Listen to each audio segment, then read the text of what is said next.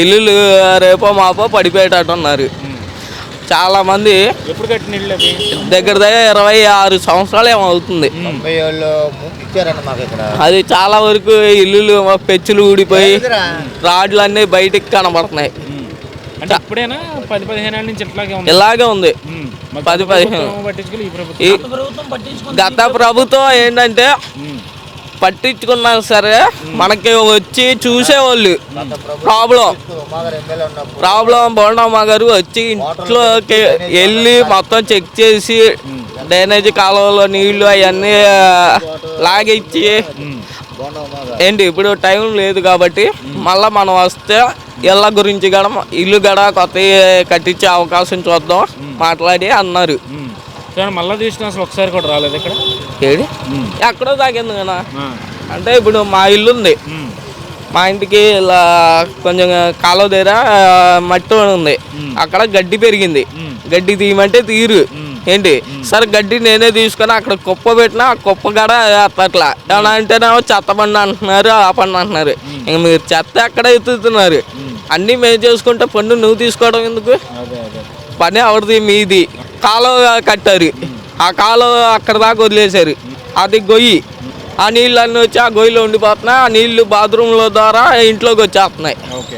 ఇంకెక్కడ మీరు అభివృద్ధి చేసింది? జగన్ ప్రభుత్వం ఉంది నచ్చల. అది నేను కరెక్ట్గా మాట్లాడతాం, మీరు వేస్తారా? మీరు వేయరు. అలా జరిగింది ఇక్కడ. నేను 2 సార్లు మాట్లాడా, మాది లేదు. పవన్ కళ్యాణ్ పొగుడుపడికే వేసేసారు. సామాజికంగా ఏ నాయకుడు చేసేదో అదే పని. ఎవడ బాధలు ఆడు తిప్పలు, ఎవడ తిప్పలు ఆడు పడుతూ ఉంటాడు. ఏంటి మన బాధలు ఇయ్యే.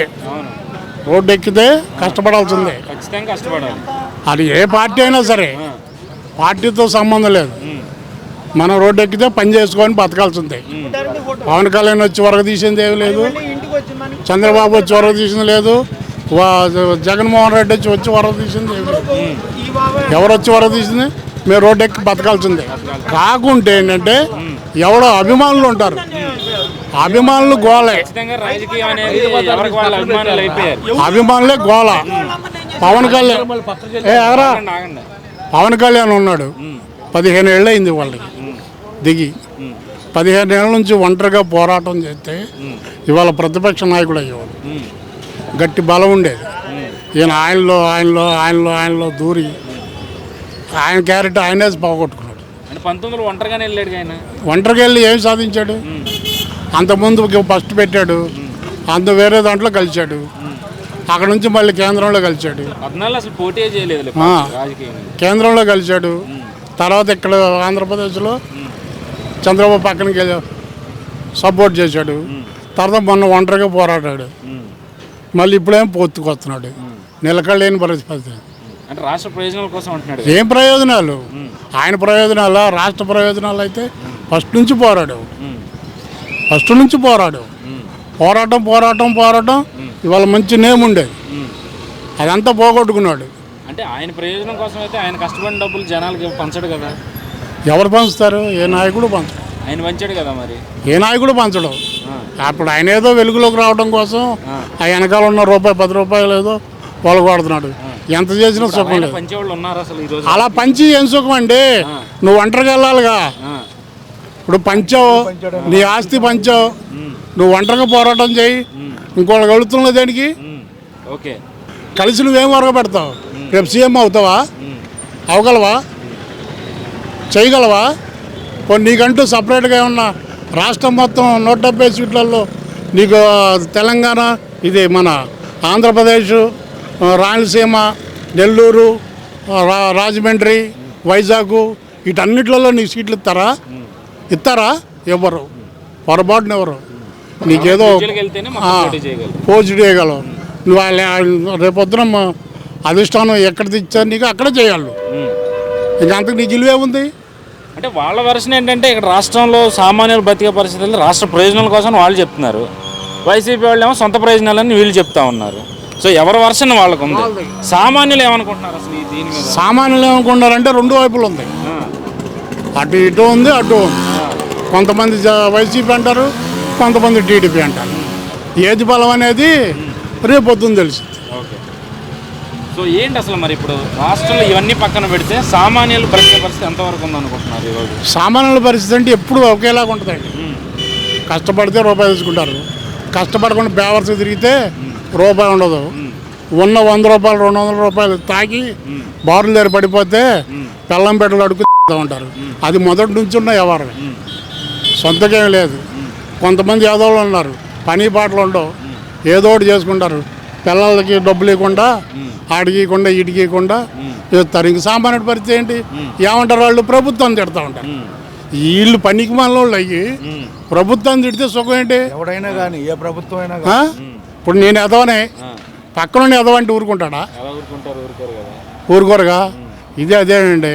పవన్ కళ్యాణ్ మంచి నాయకుడే కాదని మేము అంటలా, కానీ ఒక టాటెట్ సంపాదించుకోవడానికి ఫస్ట్ నుంచి ఒంటరి పోరాటం చేయాల్సి ఉంది.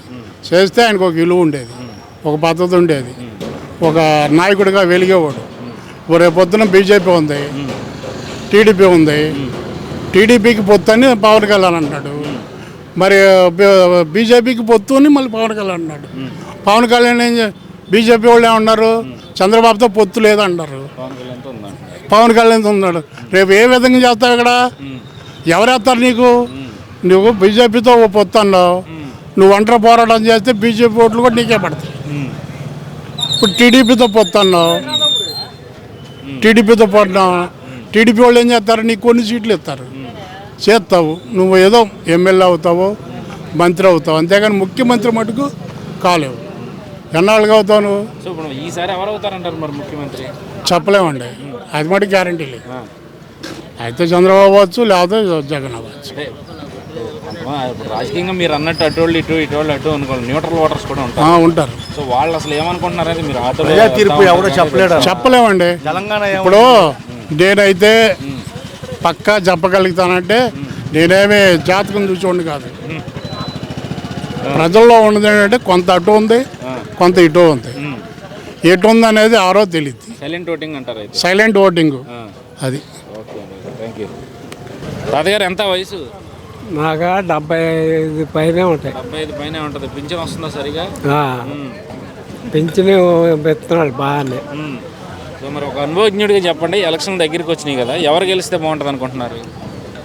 నాకు నా ఉద్దేశంలో జగన్ గెలిస్తేనే బాగుంటుంది. ఎందుకని? ఇంటికి వచ్చి ఇచ్చేవాడు ఎవడు లేడు. అంతకుముందు చంద్రబాబు నాయుడు చేశాడు, కానీ ఇంటికే రాల, పడుగాపులు పడ్డాం డబ్బులు తీసుకుంటాకి. ఈయన జగన్ అయితే శుభ్రంగా ఇస్తున్నాడు. సరే మీరంటే పెద్దోళ్ళు బయటికి వెళ్ళలేరు, మీకు ఇంటికి వచ్చి తీసుకొచ్చేస్తున్నారంటే బాగుంది. అందరికి ఇస్తున్నాడు. మరి డబ్బులు ఒకటి సరిపోతుంది అంటారా? డబ్బులు ఒకటి ఇస్తే సరిపోద్దా? డబ్బులు ఒకటి కాదులే, అన్నీ కొద్దిగా ధరలు అయి తగ్గిస్తే బాగుంటుంది. మరి ఈ కూరగాయలు అవి ధరలు అవన్నీ తగ్గించాలి. అన్నీ తగ్గిస్తే బాగానే ఉంటుంది. అధికారంలోకి వచ్చేటప్పుడు అన్ని తగ్గిస్తానని చెప్పాడు కదా, వచ్చావు మరి అన్ని పెరిగిపోయినాయి. ఇంకా పెరిగినాయి మరి ఇవన్నీ మరి అప్పు పెరిగిపోయిందిగా. అప్పు చేస్తా అంటే అప్పు తీరసలా. మరి అప్పు ఎందుకు చేయాలి? ఈ అప్పు మరి ప్రజల కోసం చేస్తున్నాడు. మరి అది అదని దీని ఇస్తున్నాడు కదా. మరి మద్యం మీద వస్తుంది, ఇసుక మీద వస్తుంది, ఏ డబ్బులన్నీ ఏమైపోతున్నాయి? మద్యం మీద ఇసుక మీద వస్తున్నాయి కదా డబ్బులు. వస్తున్నాయి మరి ఏమైపోతున్నాయి దేవుడికే తెలియాలి. మరి మీ నియోజకవర్గంలో పరిస్థితి ఏంటి? ఇక్కడ మీ నియోజకవర్గం ఎమ్మెల్యే ఎవరు గెలవాలనుకుంటున్నారు? మరి ఎవరు గెలుస్తారో చెప్పలేము.